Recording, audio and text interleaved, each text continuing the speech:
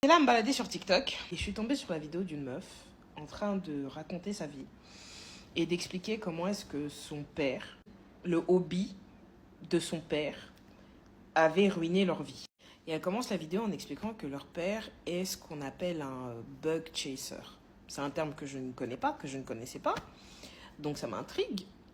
Et j'écoute. Avec tout ce qui se passe dans le monde, avec toutes les histoires qu'on entend, à chaque fois je me dis, la folie des hommes ne peut plus me surprendre. C'est bon. Commencé à écouter son histoire, j'étais couchée. Genre comme ça. Puis mon visage a commencé à se froisser. À la fin de son histoire, j'étais complètement redressée avec les yeux grands écarquillés. Et puis j'ai passé l'heure qui a suivi à faire des recherches sur le sujet. Vous savez c'est quoi un bug chaser?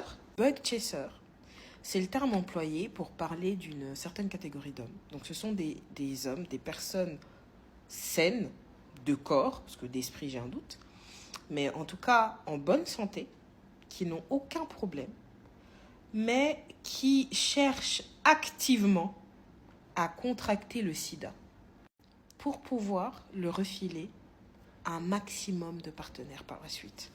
Donc dites-vous qu'il y a des gens ici-bas, des hommes ici-bas, qui vont bien, qui sont en bonne santé, qui ont la chance, la grâce d'être en bonne santé, mais qui vont multiplier les rapports à risque dans l'espoir de contracter le sida. Et une fois qu'ils l'ont, leur objectif, ça va être de le refiler à un maximum de personnes. Genre, ils existent. Ils existent, ils sont là, ils se baladent dans la nature. Protégez-vous. Donc, soit tu t'abstiens, soit tu te protèges. Donc, les histoires de « je lui ai demandé si on était exclusif, il m'a dit oui », non. Lui, c'est un gentil, il ment pas, non. Non, mais elle, ça se voit, c'est pas une meuf comme ça, non. Pour la petite anecdote, j'ai une conversation avec un pote qui me raconte ses histoires de seuf.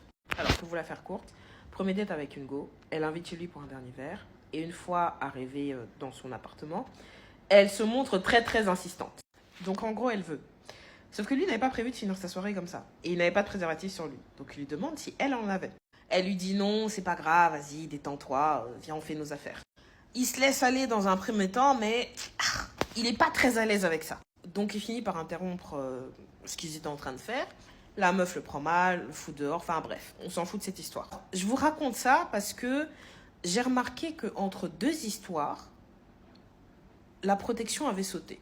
Avec l'une, il était mal à l'aise de ne pas avoir de préservatif, mais avec l'autre,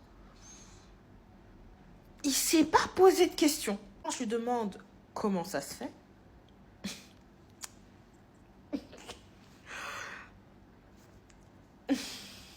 il me dit, ouais, mais elle, je la connaissais.